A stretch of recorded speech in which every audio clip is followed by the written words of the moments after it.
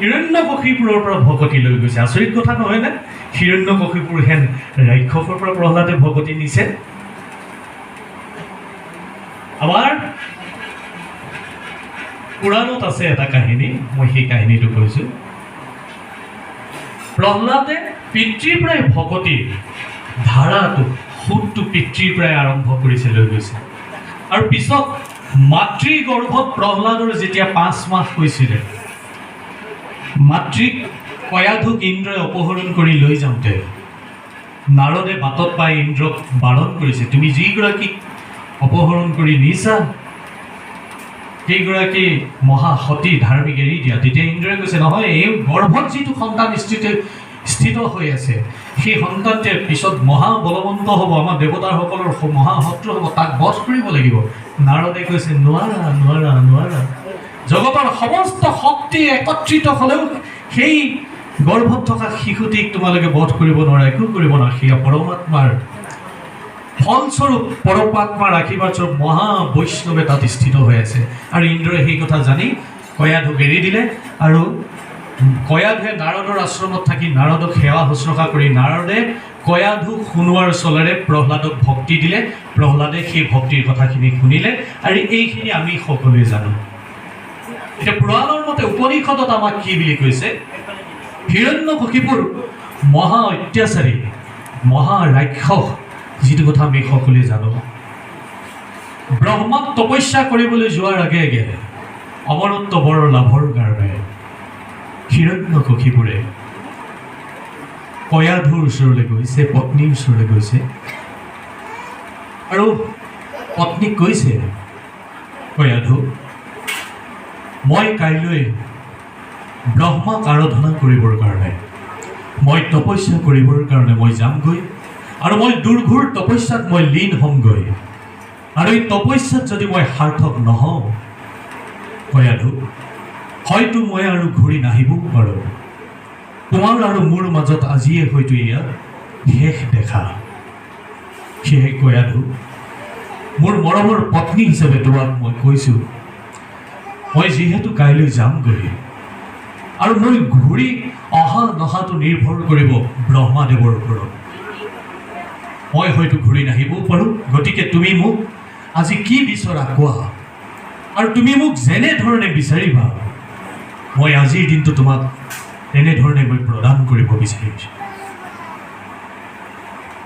কয়াধুৱে তেতিয়া আচৰিত হৈছে, স্বামীৰ মুখলৈ চাই আচৰিত হৈ সুধিছে, স্বামী, এয়া আপুনিয়ে নে? সঁচাকৈ আপুনিয়ে কৈছেনে তেনেকৈ? হয় কয়াধু, ময়ে কৈছোঁ। মই হয়তো আৰু তোমাক লগ নাপাবও পাৰোঁ, আমাৰ শেষ দেখা আজিৰ দিনটো হ'বও পাৰে। গতিকে কোৱা, তুমি মোক কেনেধৰণে বিচাৰা?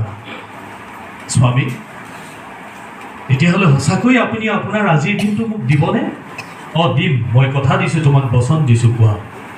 তেতিয়াহ'লে স্বামী, আপুনি মোক বচন দিয়ক, আজি আপুনি কোনো কাৰণতে খং নুঠো বুলি কওক।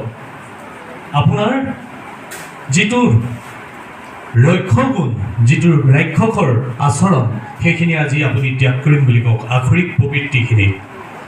হিৰণ্যকশিপুৰে কথা দিলে, হয় কয়াধু, মই মোৰ সমস্ত আখৰিক প্ৰবৃত্তিখিনি মই আজিৰ দিনটো মই সম্পূৰ্ণ ত্যাগ কৰিম।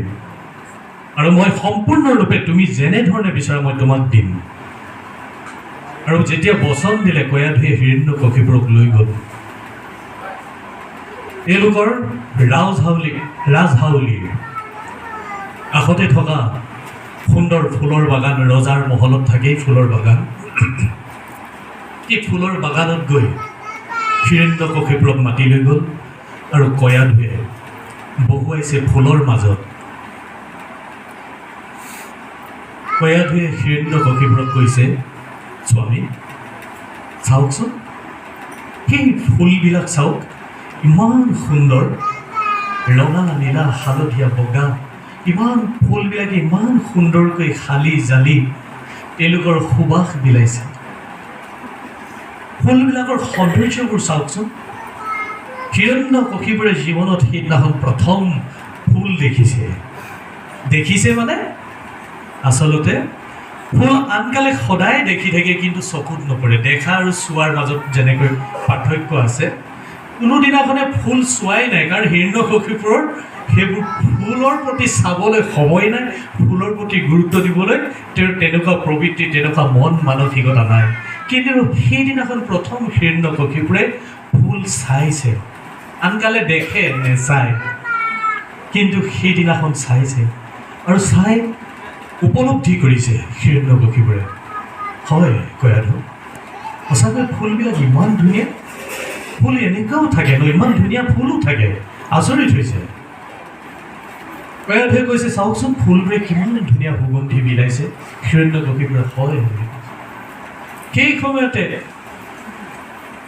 ওচৰৰ গছ গছনিবিলাকত ধুনীয়া ধুনীয়া চৰাই চিৰিকটিবিলাকে কৰি গীত জুৰি আছে হিৰণ্যকশিপুৰক কৈছে কয়াধুৱে স্বামী চাওকচোন এই যে চৰাই চিৰিকটিবিলাক ইমান সুমধুৰ কণ্ঠ কি সুললিত কণ্ঠৰে গীত জুৰিছে ইমান ভাল লাগিছে হিৰণ্যকশিপুৰে সেইদিনাখন প্ৰথম উপলব্ধি কৰিছে হয় পক্ষী কুলৰো ইমান সুন্দৰ মাত থাকিব পাৰে এই যে হিৰণ্যকশিপুৰে ফুলৰ সৌন্দৰ্য অনুভৱ কৰিছে উপলব্ধি কৰিছে ফুলৰ সুবাস উপলব্ধি কৰিছে পক্ষীৰ গীত শুনিছে পক্ষীৰ সেই কোকিল কণ্ঠ যে তাতো যে মিঠা আছে তাতো যে আনন্দ আছে সেই অনুভৱখিনি কৰিছে লাহে লাহে লাহে লাহে হিৰণ্যকশিপুৰ অন্তৰখন সেই অসুৰ অন্তৰৰ পৰা এখন মানৱ অন্তৰলৈ ৰূপান্তৰিত হৈছে এখন মানৱ দৰদী যিখন অন্তৰ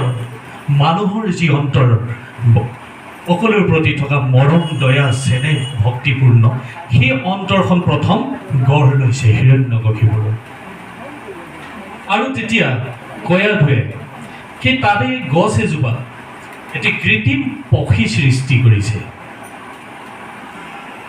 পক্ষীটো সৃষ্টি কৰাই সেই পক্ষীটোৰ খটুৱাই কয়াধুৱে পক্ষীটোক নাম লোৱাইছে কেনেকৈ পক্ষীটোৱে গছজোপাত পৰি নাম লৈছে জয় নাৰায়ণ জয় নাৰায়ণ জয় নাৰায়ণ হিৰণ্যকশিপুৰক সুধিছে কয়াধুৱে স্বামী সেই গছজোপাত যে পক্ষী এটাই বৰ বেলেগ মাত এটা মাতি আছে কি মাতিছেনো হিৰণ্যকশিপুৰে এই কি হ'ব মোৰ শত্ৰুটোৰ নাম লৈছে আকৌ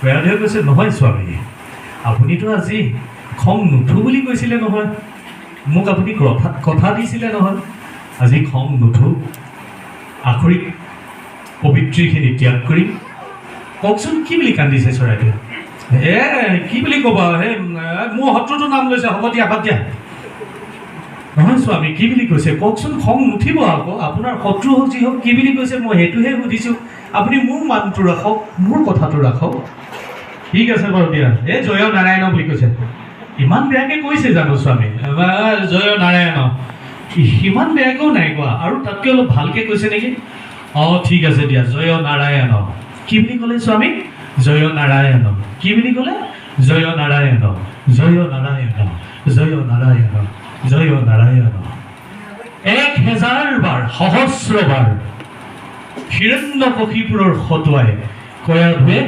নাৰায়ণ নাৰায়ণ উচ্চাৰণ কৰাইছে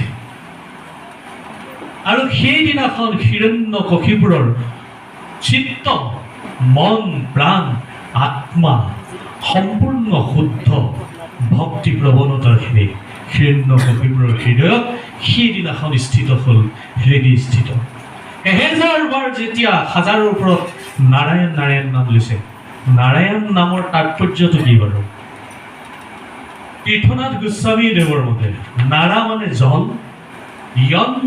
অয়ন মানে হৈছে শয়ন জলত যিজনে শয়ন কৰে সেইজনে নাৰায়ণ ইলাৰাম দাস প্ৰভুৱে কৈছে নৰযুগ অয়ন নৰ মানে হৈছে মানুহ অয়ন মানে হৈছে গতি মানুহক যে গতি দিব পাৰে সেইজনেই হৈছে নাৰায়ণ প্ৰতিটো নামৰে বহু ভগৱন্তৰ বিশেষ বিশেষ তাৎপৰ্য আছে অলপ আগতে আমি কেশৱৰ যেনেকৈ পালোঁ মাধৱ মা মানে লক্ষ্মী ধৱ মানে স্বামী লক্ষ্মী স্বামী যিজন সেইজনে মাধৱ গোপাল গো মানে হৈছে বেদ মানে জ্ঞান পাল মানে হৈছে ধাৰণ কৰা, যিজনে পালন কৰে, ধাৰণ কৰে, সেইজনে বেদ ধাৰণ যিজনে কৰি আছে সেইজনে গোপাল। প্ৰতিটো নামৰে তাৎপৰ্য আছে।